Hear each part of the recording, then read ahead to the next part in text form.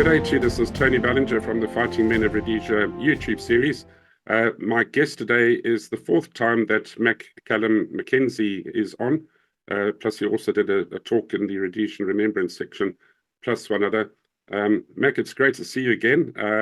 I don't know about your side of Mud Island, but where I am, even though the sun is out, it's chilly, hence my jacket. Are you keeping warm up north? Yeah, it's not too bad. It's not too bad. I say we do have the sun out. It is a bit windy there. Oh, right. Yeah, there's not a breath of wind here, but it's chilly.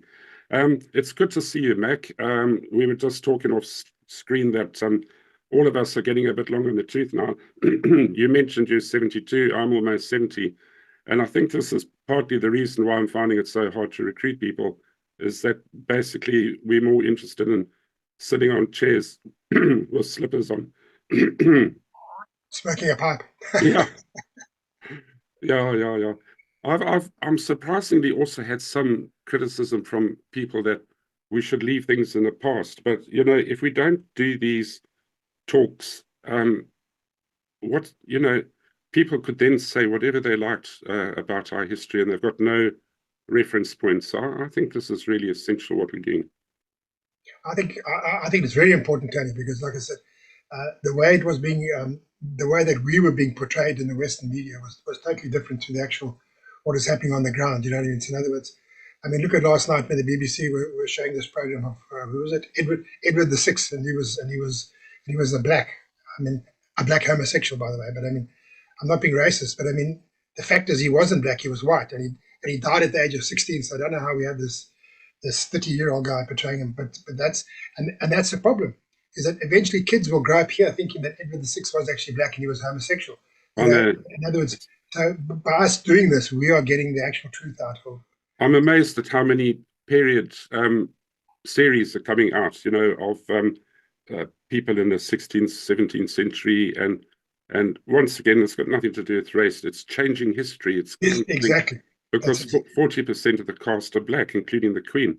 Yes, yeah. So I find this really odd, but for this reason, well, we had fantastic black soldiers operating with us, and excellent guys. I would love to interview some of them. I've got one that's almost taken the worm, but we'll see if he comes on board.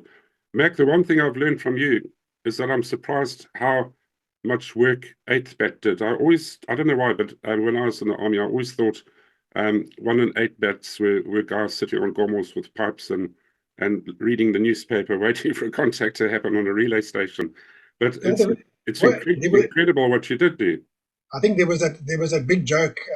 Well, it was in, I think, Hold My Head, I'm Dying, where John Gordon Davis said that he was an 8-Bat, and that's where you go after you've had your first heart attack. And I agree with Tony. When I first arrived there, I was that was 1976. I was 23 years old. And I'll tell you what, I was the youngest guy by about a good 10 to 15 years. You know what I mean? I mean, the big joke was that we used to walk for 15 in first bat. We used to walk, or during a national service, walk for 15 minutes, stop and listen, have a smoke break for 5 minutes, and carry on walking. With 8-Bat, used to walk for 5 minutes and have a 15-minute smoke break. but then again, towards 78, I think it must have been, we got guys straight out of the RLI, straight national service guys, and they rocked up. So I mean, here were guys now 19, 20 years old, you know what I mean, and they came straight to first bat. So it's quite funny because by then I was now an old bugger. I was like 20, 25, you know what I mean. But yeah, one of my corporals was 24, and I thought, geez, this old guy, let's give him his slippers and stuff like that. But yeah, that was the thing when we did our national service, you could do.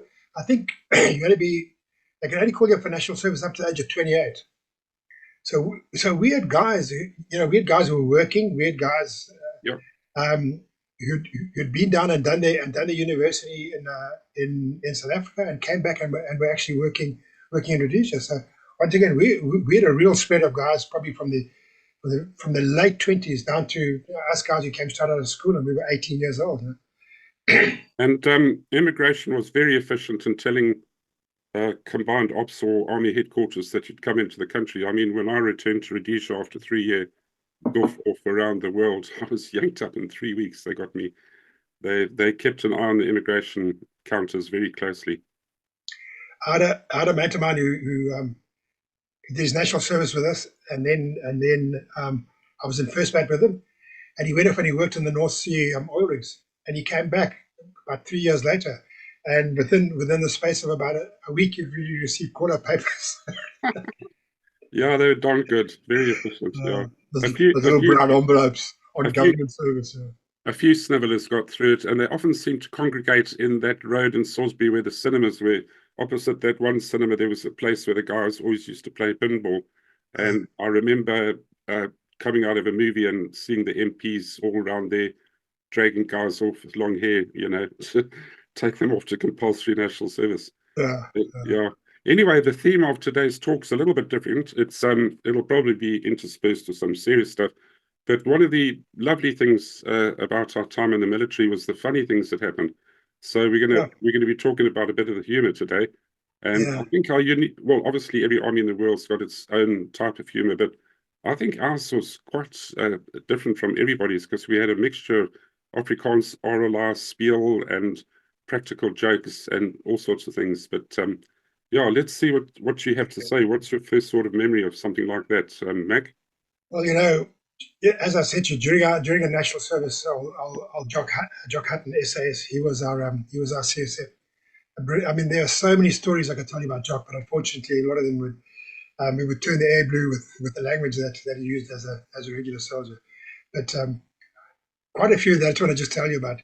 We had a guy in our company. I just looked at our platoon photograph. He wasn't in our platoon, and his name was Ian Watt. And I don't know whether Jock set this up on purpose, but we were doing company parade, marching around that, and Jock shouted at him, "You horrible apology for human being. What's your name?" And the bloke said, "What, sir?" He said, "Don't you bloody what me, you deaf?" I said, "What's your name?" He said, "What, sir?" And Jock came marching around, and he was standing around. He said, "You, I'm talking to you. What's your name?" He said, "What, sir?" WATT.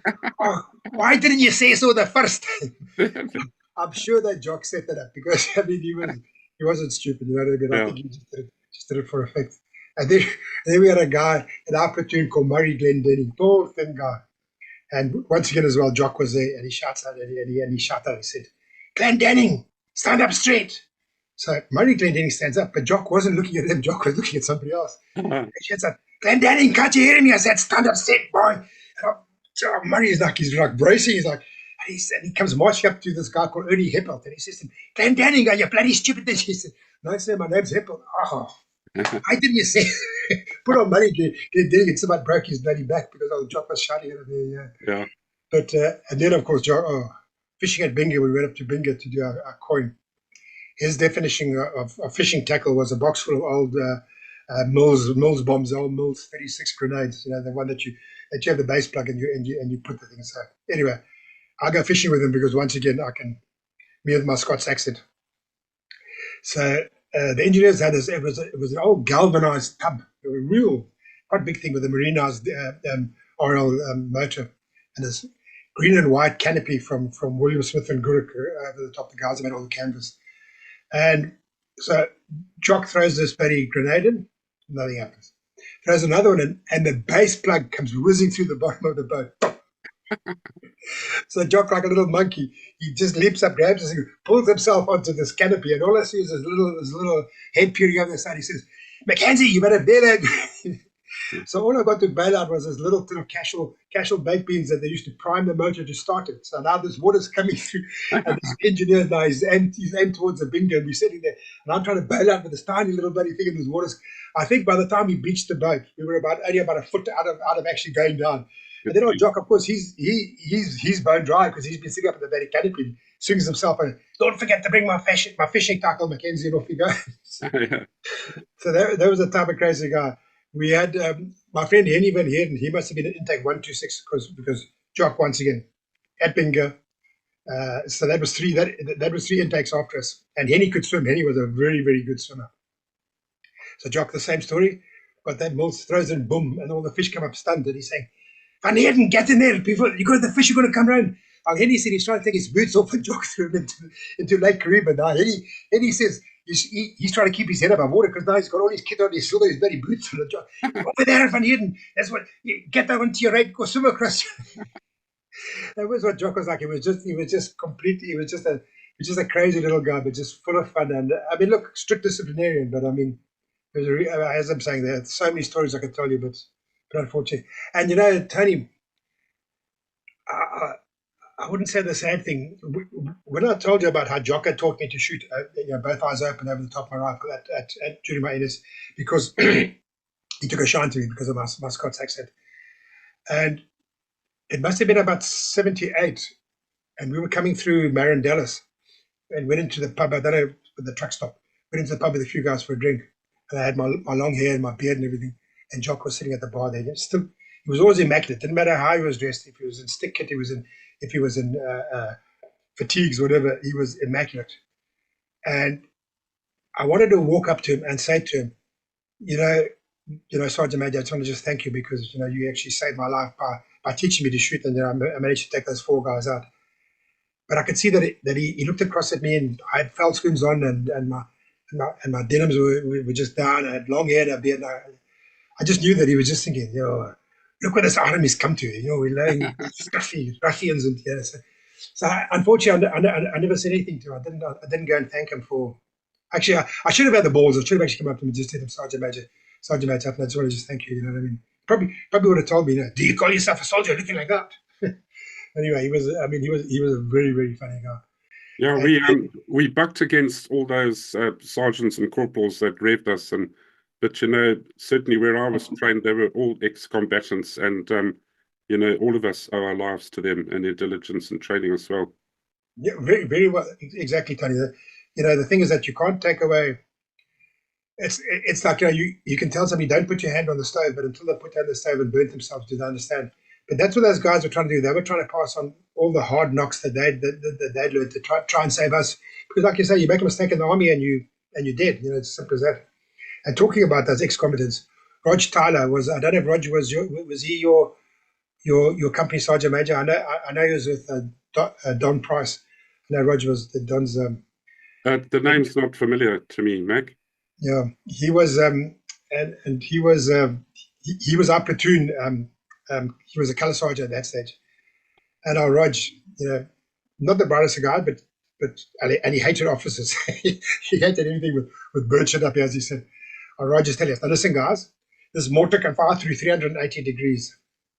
So some guy put up his hand. I don't know if it was a guy with a university degree or just at the back. Said, hang on, Sergeant, there's only 360 degrees in a circle. No, man, you don't understand. I'm talking about a big bloody circle, okay? So according to him, the bigger the circle, the more degrees there were in that circle. Yeah. And the other thing I just remembered as well about Roger, we were doing training on grenades that he was showing us grenades and everything. Yeah, that cutouts of everything. And the phosphorus grenade, of course, you can't do a cutout because once phosphorus is exposed to air, and he said to everybody, you do not touch that. Do not touch that thing. So anyway, they went off for their tea break and Roger went to have a bar and a Coke. And a guy called George Cullen grabbed this phosphorus grenade and pulled the pin out. And all you saw was guys just skydiving out of the windows, and somebody must have run across and told Roger and said, hey, this guy's pulled the thing out. So Roger comes up to him and says to him, Cullen, no, take it easy, okay? He says, just keep your hand on the lever on the grenade. Don't worry. I will get the pin. Hang on to it, because he still had his finger through the ring. So he grabbed the pin. He says, no, just relax your left hand. Okay, just keep it. Okay, just release it a little bit. Okay, there we go. Okay, fine. Took it once the pin was back and said, "Pow!" And he just smacked on Killen. Like his feet in his head just chased it. What did I bloody tell you? I told you not to touch that thing. So I mean, that was just I mean, once again, he knew that if he started shitting at the guy might have let go of the lever, and then we were at a very phosphorus hangar going off inside the lecture room. Yeah. So that was he was hilarious. But talking again about that when we did that 28-day camp when we had no change of clothes in that 28 days, and I think we got to about, I can't remember, probably about day 10 or something around about there. My underpants, it was no good wearing underpants. So on day 14, I think my socks joined them as well. They just got left in the bush there.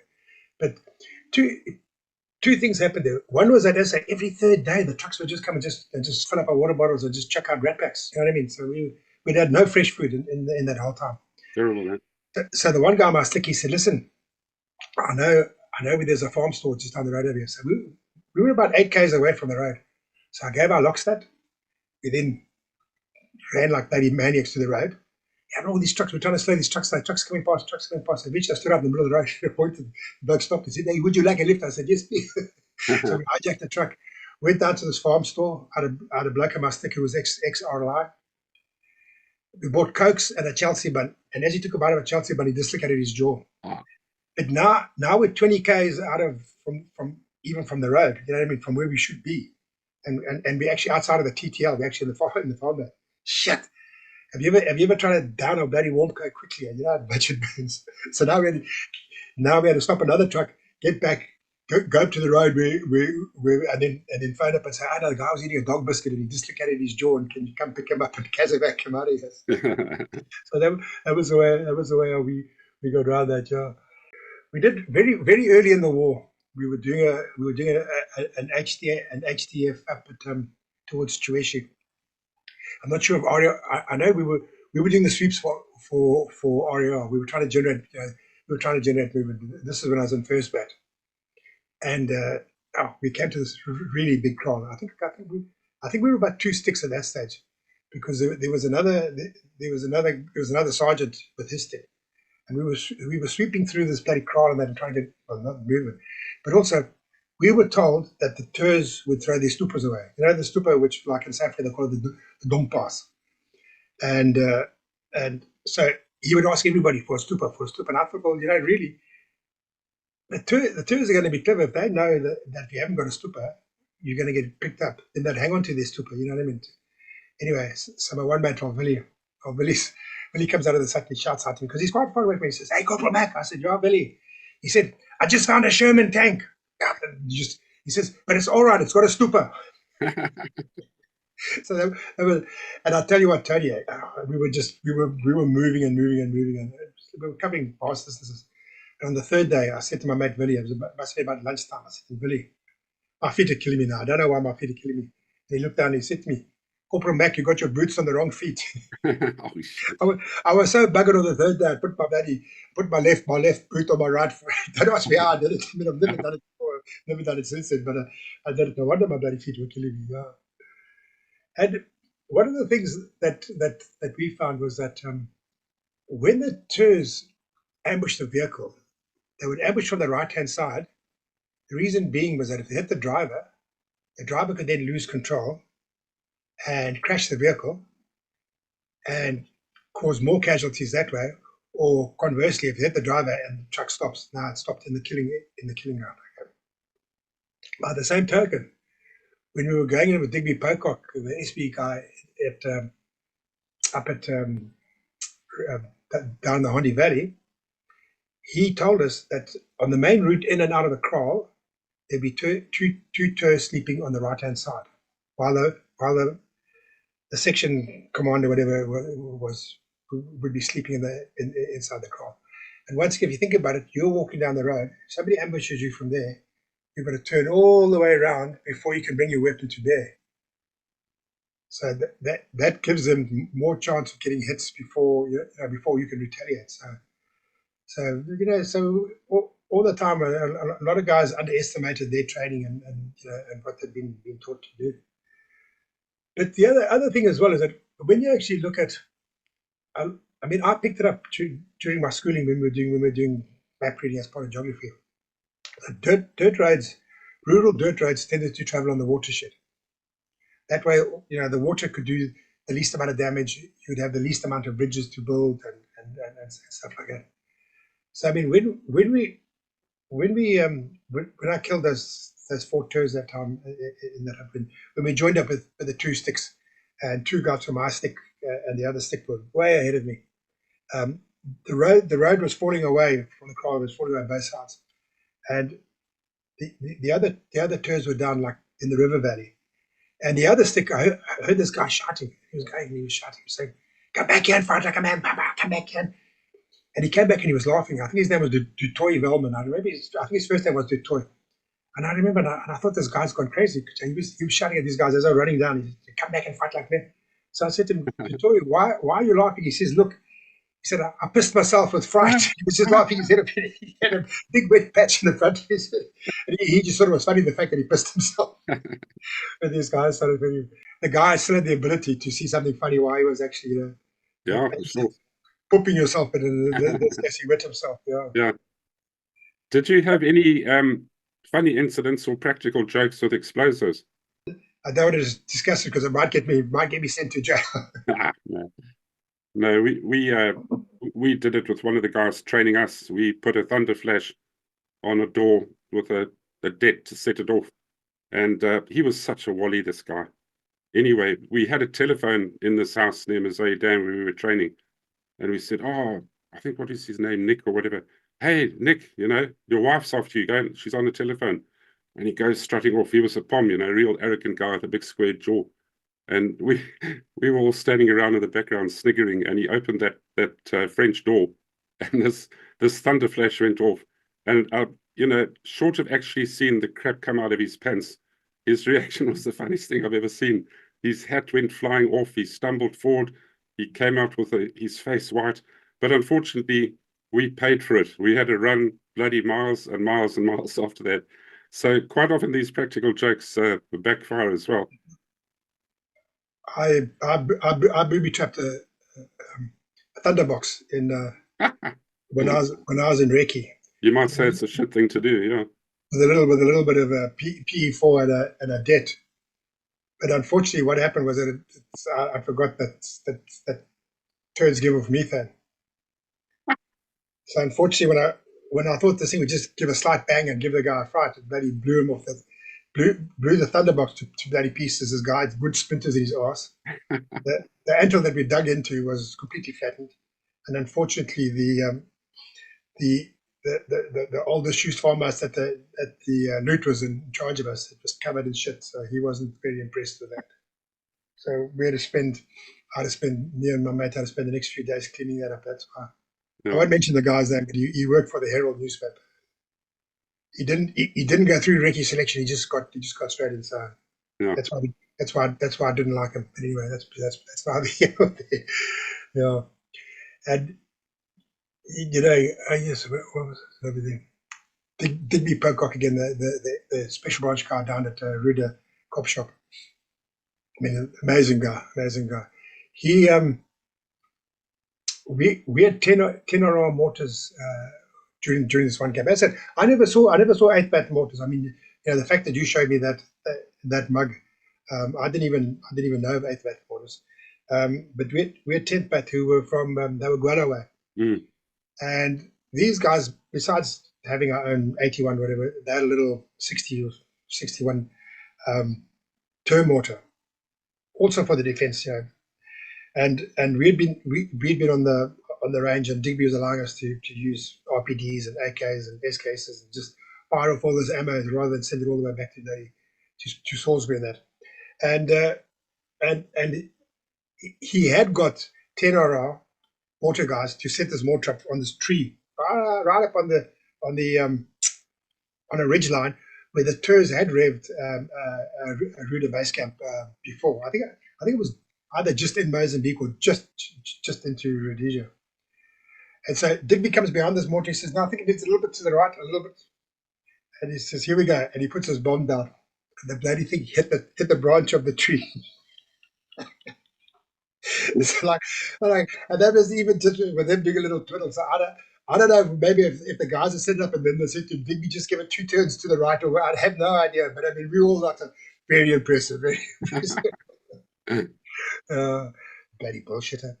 Yeah, on a similar theme with something going wrong with a weapon or explosive, we were being given a demonstration of RPG-7s, and there were some old wrecked vehicles about 400-500 meters away.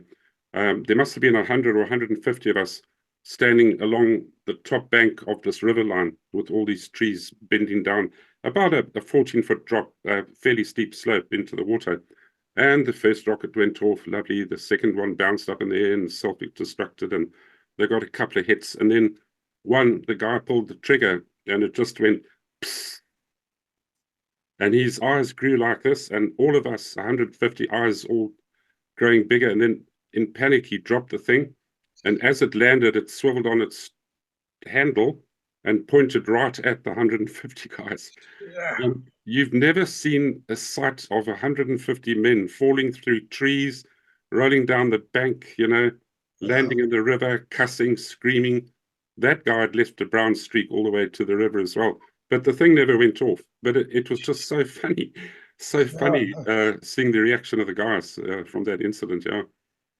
I remember that when we'd had guys, when we'd ambushed that very first camp that I did off my national service, and we had those 2 guys killed, and we were doing the follow up the next day, and we had RAR with us.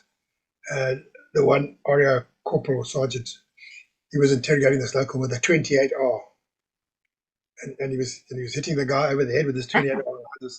I just went, if that thing goes off, that big anti-tank bloody rifle, I just went, I don't want to be around when this thing goes off, because I know it's a hollow charge, but might be pointing. So I just went and hid behind a crowd and just waited for it.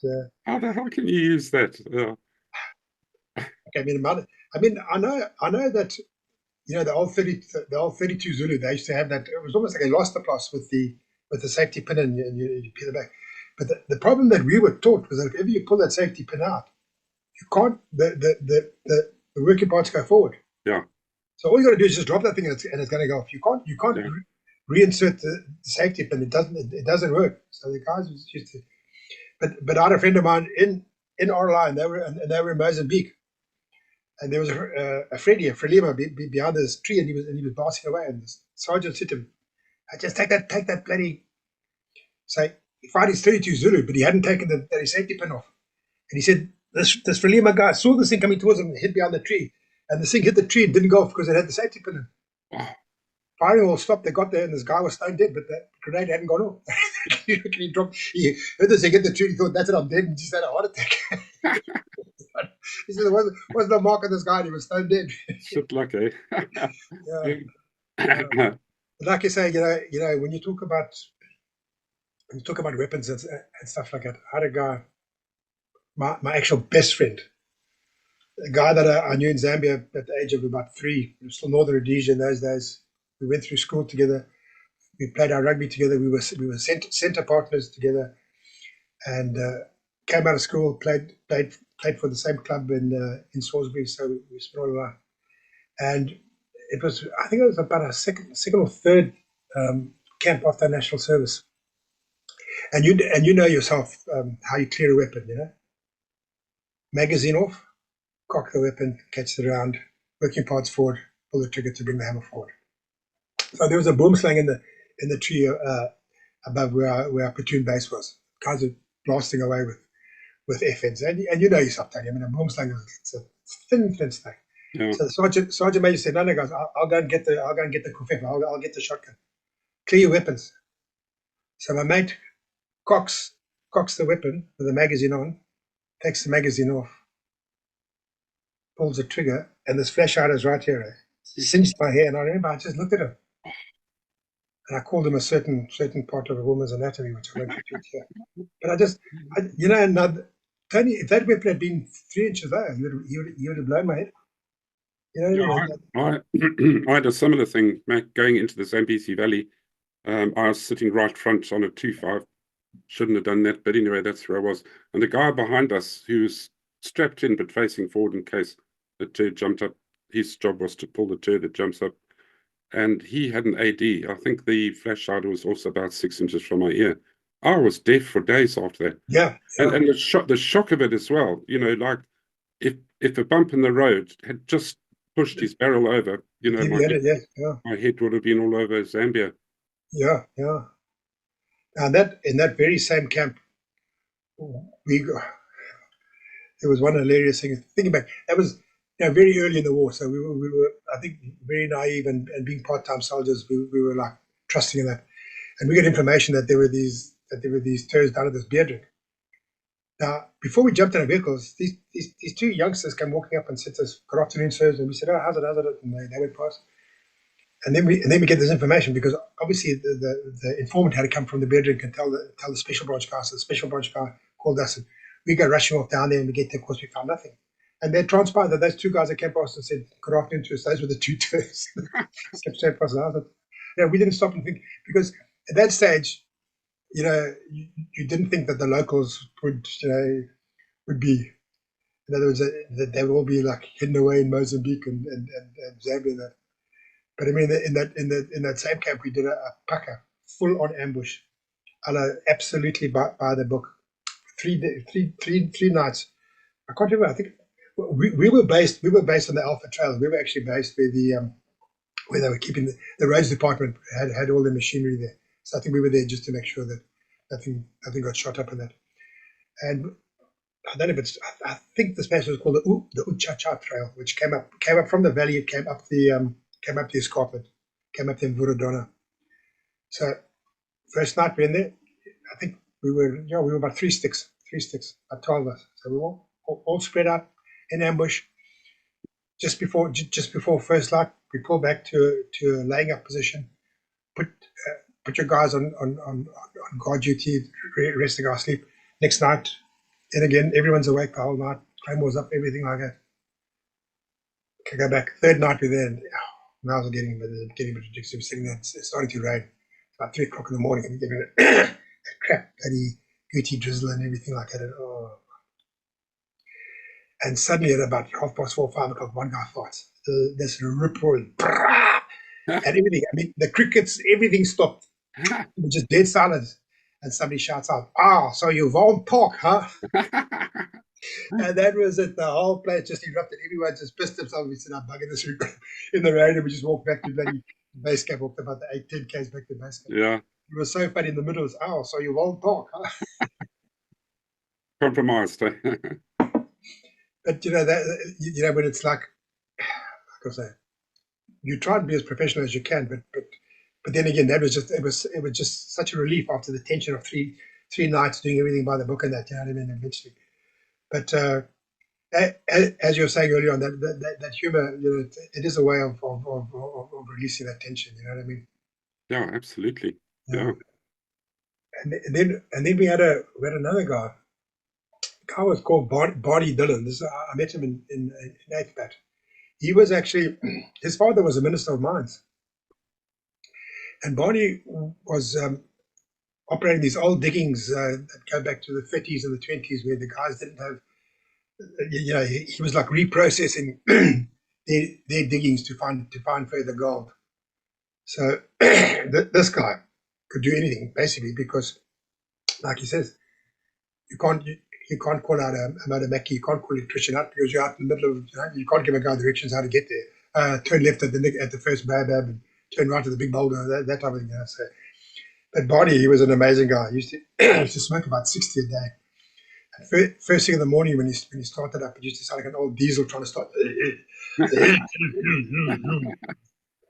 But Barney now we're in Matoka, and this was my first camp with 8th Bat when I was 23 years old. As I was saying, everybody else was about 33 years old, and we had this huge copy called Dewey, Duhwi, and I called it, do we go over it or do we go around it? Because it was like 2 kilometers that way or 2 kilometers that way. That made no difference.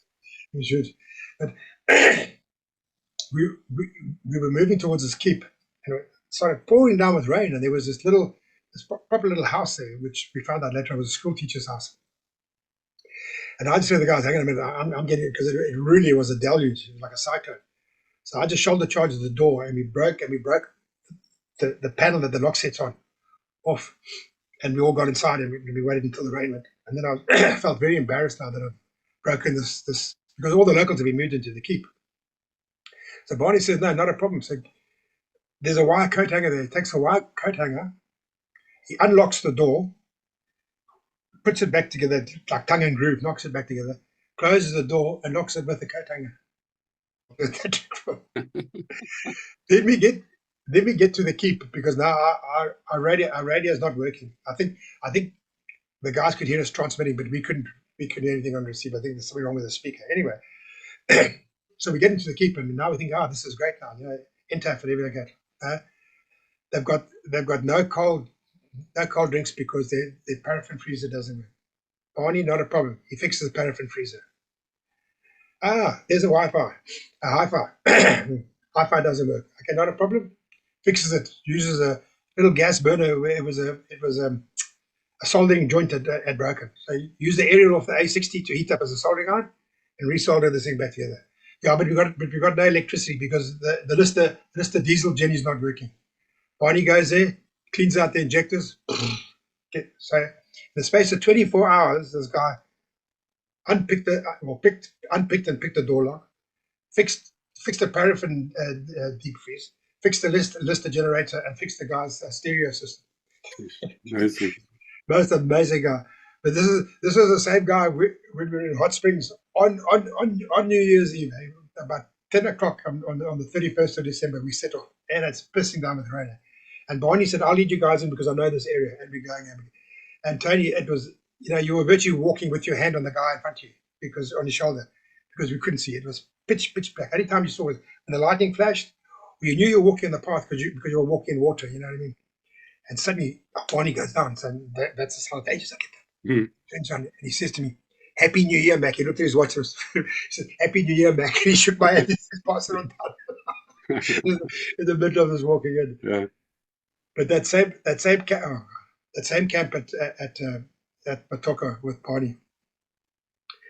We go to do this OP overlooking this keep because now they reckon that the tours are coming, that the locals are feeding the tours through the security fence, giving them food because there's no food to be had because all the locals are.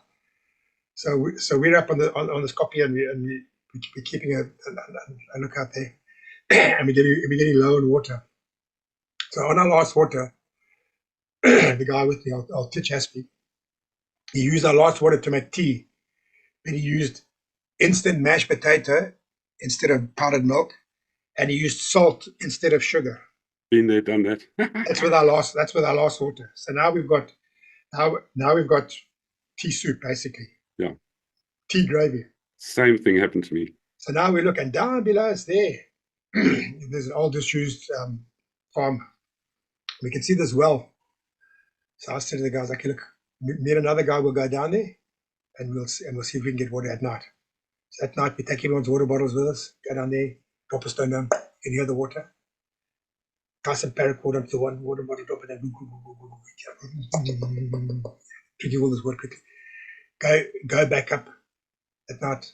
Next day, or the day afterwards, the guys reckon, "Okay, fine, we're going to come pick you guys up by road." So we said, "Look, road comes right past this farm. We'll meet you down there," because we thought we can get some more water together.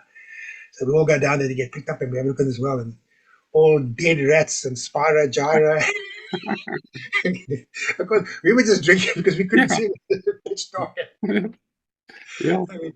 We drank all the stuff. Yeah, I've drunk moving water before as well, and you either survive doing that or you get bloody sick. Yeah. But as I said to you, that time when we drank that stuff in Conroe Zoo, when it was the morning of the third day without water, we've been 2 days. Okay, agreed, it was winter, but I mean, it's dry. Dry it is in Rhodesia in winter. That was a terrible place to find water. From there down into Mozambique, man, and No. I could never find water anywhere. It's a map reading. I mean, you walk 8 k's and you cross over two contour ridges, and it's the same contour ridges. You're virtually back on itself. So And 8 k's, you got up 25 foot and dropped 25 foot. That's it. Yeah. And then the mapani trees grow to just above your head, so you can't climb up anything. You got bloody terrible. Yeah, that was the thing, and that says that because that time when I was very good at map reading, but I mean I started because we actually walked past the watering hole, and I knew that on that second day I said to the guys, we've walked too far, definitely walked too far. So the next morning we were coming back, and that's when it was only because we saw the elephant leaving and the back of it, and its arse was all wet. So this thing had been sitting on the thing, but this thing was pea green and it was full of bloody jumbo turds. It was like 6 inches thick of jumbo turds, and we just pushed the turds away and scooped it up and make it like that. As I said in one of my other interviews, we always carried I carried a spare set of socks, and that was my filtration. Yeah. Socks over, water in, that would catch all the tadpoles and the dung, and then obviously you put your pills in, wait half an hour, and then drink it. Those things were terrible.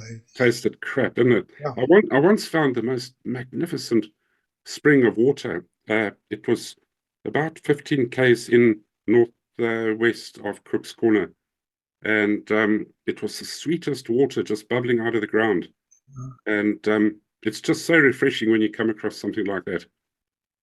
My in-laws had a place up in Yanga, just down from the Montclair Hotel, and their place was called Nufawara, which means the water from nowhere, because that's what happened. This water just, as you say, just sprung out the sun.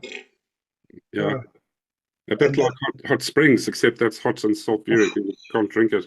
Tony, that was the worst thing, is that we were there over Christmas and New Year, and you're sitting there and you want cold water. I mean, the swimming pool is warm water. The water that comes out of the showers is warm. There was no. So we used to go down to, I think it's the Udzi that runs past the bottom in there. We used to go down on the bloody Udzi to try. Yeah.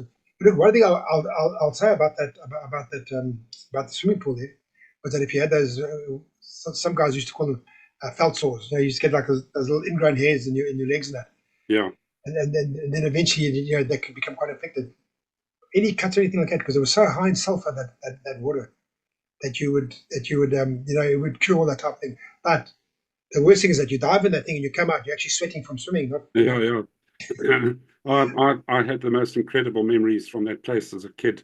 All I remember really is drinking copious quantities. I alternated between Fanta and Hubbly Bubbly. Do you remember Hubbly Bubbly? Yeah, Hubbly Bubbly, yeah. The dimples in the bottle. Dimples in the bottle, yeah. Yeah. I remember that, one of my favorite memories. I remember in Zambia as well, they used to have a ginger beer called Ting-a-ling. Ah. It had a little thing of a little Chinese guy, with his little hat and his little stand. Sip it, gulp it, drain it or something. I can't remember what it was. Yeah. Ting-a-ling, yeah. Yeah. That was in a short brown bottle, yeah. And then on the alcohol side, there was some really lethal drinks like cola cane, which basically destroyed 5 million brain cells every time you took a mouthful of it. I got completely smashed on that once.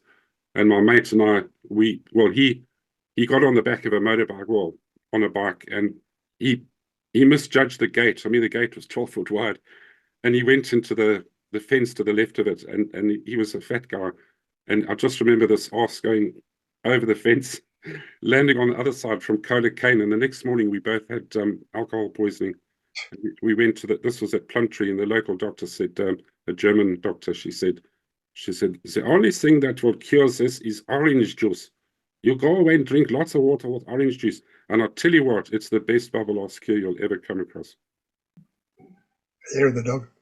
But yeah, talking about alcohol, we had down at the Rhodesia Keep, where we were based in the Hondi. These bevy mates, they got hold of brandy. I think one guy's wife sent him brandy, so they were drinking brandy and coke. Hooligan soup. I go. Next minute, these guys they want to climb into each other. So I'm like, they're in my stick, and they're bevy mates, and you know I don't know how you used to operate, Tony, but when you have a bevy mate, one guy's got the gas, the other guy's got this and that. You know what I mean? So you share stuff. One guy carries a bevy, not both you carries a bevy, and that type of thing. So now I know that this is just the. I mean, I'm sitting there drinking beer. I know it's the bloody brandy in the coke. So I go in between these guys, and I'm holding them apart.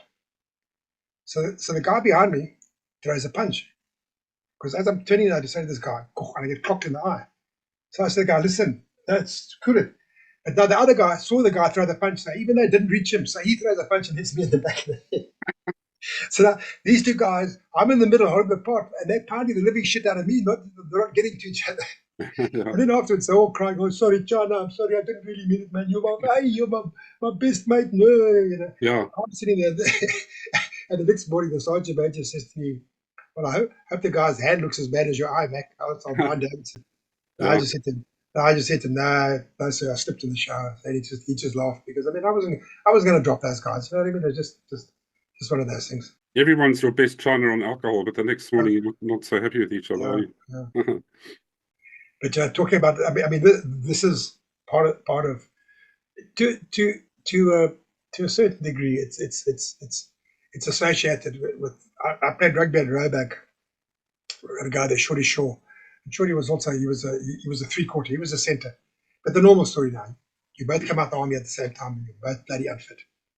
So now we're drawing straws to see who's going to play fly off, because at fly off, you can just get the ball past and stand still. So surely he draws. I'll get the short sticks. So I'm going to play centre now. You see. So anyway, we're about 10 minutes before half time, and Shorty Shaw sees a gap on our 25. Now, it doesn't matter how fit you are. That when the rugby man, so he takes off on, zigs and zags, and then after running about 100 meters or so, scores this try. Yes, and he's completely buggered. We've been 6 weeks in the bush, and so he actually rolls off the field and lies it to get his breath back, because he knows that if he's in the field of play, it's the referee can. So anyway, and eventually he comes trotting back down that sideline and joins up. Only not even 10 minutes later, same thing happens. He sees this gap and off he goes again. Another 70, 80 meter. And he goes down and he lies over and the ref comes up to him. The ref says, "Are you all right?" And he says, "No. I mean, I won't use the word that he used. He said, I'm stuffed. I'm completely stuffed." And the referee goes, oh, okay. Ref didn't know. He wasn't expected to hear this. And we keep on playing it. I'm sure he's just lying over this try line. He was absolutely knackered. Yeah. It's amazing how unfit you could get on a call-up, because if you're lying in ambush or getting driven everywhere by trucks to a walking off point, you're not really getting fit from that, are you? Walking doesn't really make you fit. The totally walking fitness and running fitness, they were two different things. Totally different. I used to find when I first came into the bush, I couldn't put that pack on and bloody walk 12, 20 Ks. You know what I mean? We used to walk minimum of 12 Ks into OP, sometimes up to 20 Ks, and stuff like that, because it was the only way that you could really get into position without being seen. Sometimes you could walk shorter distances if everyone was in the keep. You know what I mean? But and then by the end of that, 20 Ks was a doddle. Yeah. But then get back to Salisbury, get in that rugby field, and run 50, 100 meters, and you're bloody putting oxygen. Yeah, it's like being an Olympic swimmer, but you can't run 50 meters. So. But it was two different fitnesses altogether. I mean, I even found at school playing rugby and hockey at the same time. Same story. Because you're bent over with that hockey stick, you're running at a different angle. You're using slightly different muscles compared to being more upright in rugby. And it was like two different fitnesses as well. Did you have any sort of barrack room humor where anything sticks in your mind when you were training or back at base, or something odd that happened or funny that comes to your mind? At the moment, not a fan, Tony. Not a fan. I mean, well, while you're thinking about that, I've got one. It's our major at Osby's captain. He was at the time Theo Williams, ex-City Scout, tough cookie.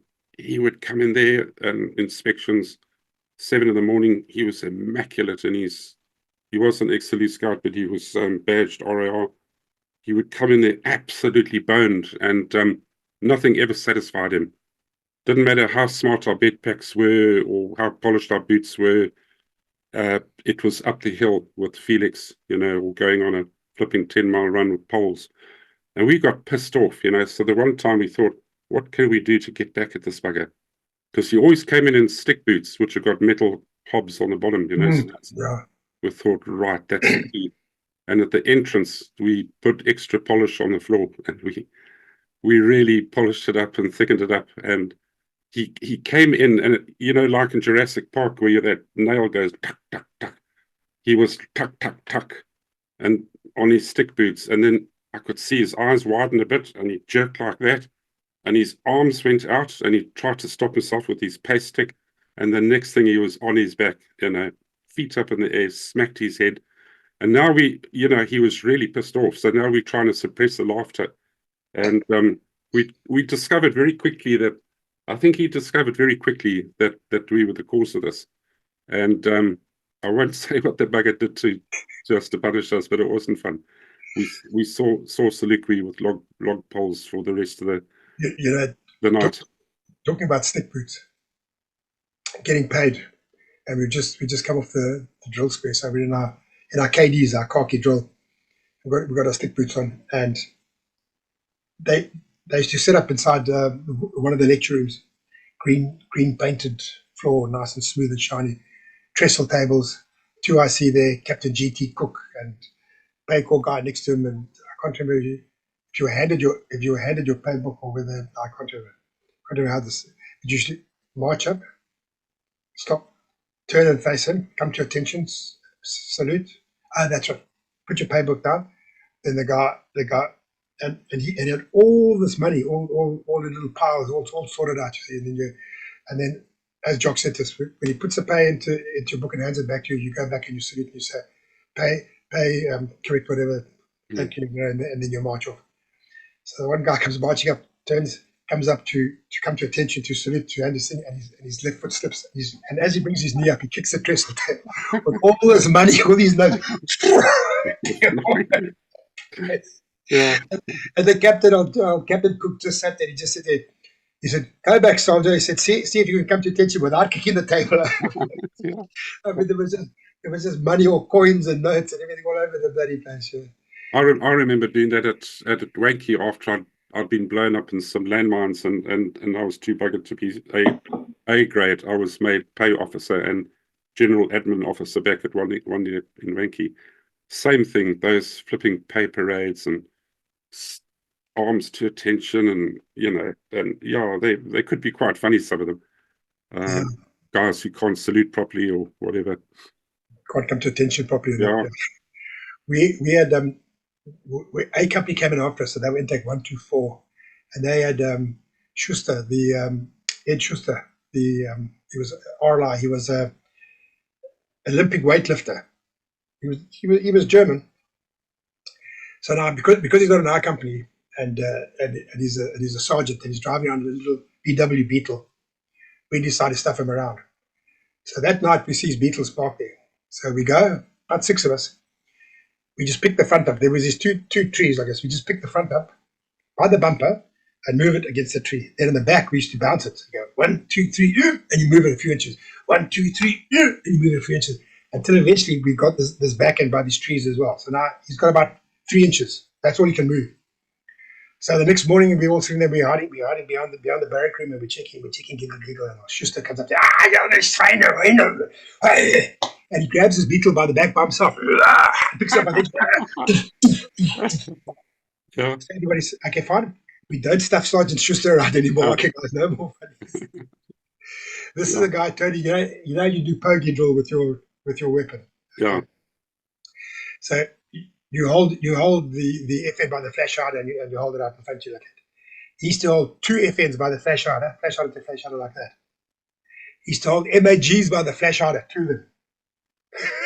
Jeez, that's just impossible. He was like a gorilla, you know what I mean? Yeah. Yeah. I still remember when he just picked up that Beetle by the back by himself. Unbelievable. Yeah. We thought definitely don't shit stir with that guy. Wrong person to take on. Yeah. So what else have you got on your list there? That's it, Tony. That's just as I was saying. Because when I was listening to Roy, like it was amazing how even in the most serious things you could still find the humor within it. You know what I mean? Absolutely. And in fact, I don't know if it was a survival thing. You know what I mean? To try and. Yeah, I think it was. I mean, the fear often generated some of the best humor, or tension. I mean, there was a guy when we had that landmine in Mativi, and the one guy was saying, "Oh, I wish I was back in Salisbury sleeping with my girlfriend." Boom, with the landmine as again. The other guy said, "Yeah, I wish I was back in Salisbury sleeping with your girlfriend as well." It's just out the blue, you know what I mean? Straight up the exposure and everything, how the guy could come out with something like that. Yeah, those instant quips were very funny. There were just loads of them, too many to remember, really. Yeah.